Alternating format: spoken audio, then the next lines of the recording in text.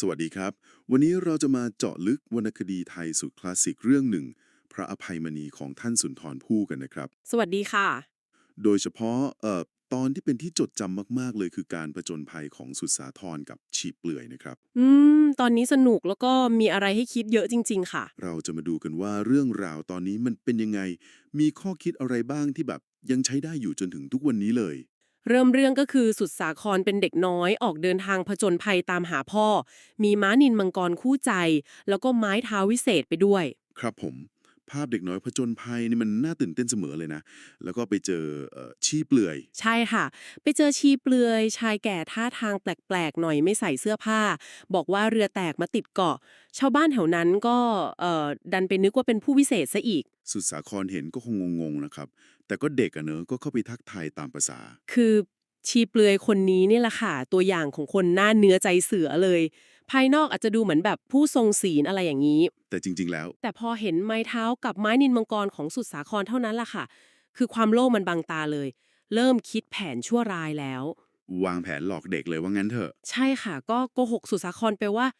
ทางข้างหน้าเนี่ยมันอันตรายมากนะมีเหวลึกมีน้ำกรดด้วยต้องใช้คาถาอาคมถึงจะข้ามไปได้สุสาครก็ยังเด็กประสบการณ์น้อยก็เชื่อสิครับเชื่อสนิทเลยค่ะแล้วก็ขอให้ชีเปลือยช่วยสอนมนต์ให้ด้วย แล้วชีเปลือยก็เห็นว่าเสร็จโจรถูกต้องค่ะก็ทำทีเป็นสอนมนต์พาขึ้นไปบนยอดเขาเลยนะหลอกให้สุสาครวางไม้เท้าก่อนบอกให้นั่งหลับตาบริกรรมคาถาจังหวะนั้นเองก็ฉวยโอกาสผลักสุสาครตกเหวลึกลงไปเลยค่ะแล้วก็รีบคว้าไม้เท้าจูงม้านิลมังกรหนีไปเลยโอ้โฮฉากนี้มันแบบสะเทือนใจเหมือนกันนะเด็กตัวเล็กๆโดนหลอกตกเหวไปเลยแต่สุสาครก็ยังไม่ถึงคาดนะคะรอดมาได้เพราะมีบุญเก่าช่วยไว้แต่ก็สลบไปนานเลย พอฟื้นขึ้นมานี่สิครับอยู่ก้นเหวมืดๆคนเดียวไม่เหลืออะไรเลยอืมตอนนั้นคงแบบสิ้นหวังมากๆเลยนะคะร้องไห้คิดถึงพ่อคิดถึงแม่เงือกคิดถึงพระเจ้าตาก็คือพระโยคีอาจารย์ของแกนั่นแหละค่ะแต่แล้วก็เหมือนมีปาฏิหาริย์นะครับ ใช่ค่ะทันใดนั้นเองพระโยคีท่านก็รู้ด้วยญาณก็เลยขี่รุ้งพุ่งลงมาช่วยสุดสาครขึ้นไปจากเหวได้ แล้วก็มาถึงฉากสำคัญที่พระโยคีให้บทเรียนครั้งใหญ่กับสุสาคร ค่ะเป็นบทเรียนที่กลายเป็นวรรคทองที่คนไทยจำกันได้ขึ้นใจเลยผมขอยกบทกลอนตรงนี้มาอ่านหน่อยนะครับ เชิญเลยค่ะบัดเดียวดำหงั่งเหง่งวังเวงแววสะดุ้งแล้วเหลียวแหล่ชะแงหา เห็นโยคีขี่รุ้งพุ่งออกมา ประคองพาขึ้นไปจนบนบรรพพตแล้วสอนว่าอย่าไว้ใจมนุษย์ มันแสนสุดลึกล้ำเหลือกำหนด ถึงเถาวันพันเกี่ยวที่เลี้ยวลดก็ไม่คดเหมือนหนึ่งในน้ำใจคน อืม มนุษย์นี้ที่รักอยู่สองสถาน บิดามารดารักมักเป็นผล ที่พึ่งหนึ่งพึ่งได้แต่กายตน เกิดเป็นคนคิดเห็นจริงเจรจา ค่ะ แม้นใครรักรักมั่งชังตอบ ให้รอบคอบคิดอ่านนั่นหลาหนา รู้สิ่งไรไม่สู้รู้วิชา รู้รักษาตัวรอดเป็นยอดดี เป็นบทกลอนที่เอ่สรุปบทเรียนชีวิตได้แบบ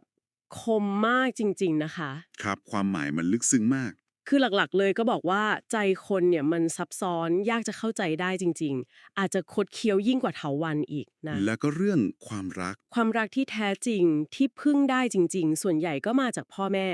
แต่เหนือสิ่งอื่นใดสุดท้ายแล้วเราต้องพึ่งตัวเอง ต้องมีสติ ต้องคิดให้ดีก่อนพูดก่อนทำ แล้วก็เรื่องการคบคน ใช่ค่ะ ต้องรอบคอบ ใครดีมาก็ดีตอบ ใครร้ายมาก็ต้องรู้จักตอบโต้ให้เหมาะสม แต่ที่สำคัญสุดเลยคือความรู้ การมีวิชาความรู้เนี่ยแหละที่จะช่วยให้เรารักษาตัวรอดได้ บทเรียนนี้ถ้าฟังเผินๆอาจจะดูแรงนะครับ อย่าไว้ใจมนุษย์ ฟังดูเหมือนมองโลกในแง่ร้ายไปหน่อย อืมก็จริงค่ะ แต่ถ้ามองจากสิ่งที่สุดสาครเพิ่งเจอมา มันก็เป็นความจริงที่โหดร้ายเหมือนกันนะ ครับ แล้วในยุคปัจจุบันล่ะครับ บทเรียนนี้ยังใช้ได้อยู่ไหม ใช้ได้เสมอเลยค่ะ ไม่ว่ายุคไหน การรู้จักระมัดระวังคน ไม่เชื่อใจอะไรง่ายๆ การพึ่งพาตัวเองแล้วก็การใช้สติปัญญาเนี่ยยังไงก็เป็นเรื่องจำเป็น ไม่เลยคะกระตุ้นให้ตามไปเอาของคืนด้วยซ้ำบอกให้สู้ สุดสาครก็เลยตามไปที่เมืองการเวก ค่ะ แล้วก็ไปเจอจริงๆ ชีเปลือยกำลังใช้ไม้เท้ากับม้านิลมังกรหลอกชาวเมือง หลอกพระราชาอยู่ที่นั่นเลย แล้วสุดสาครก็ทวงคืนสำเร็จ สำเร็จครับ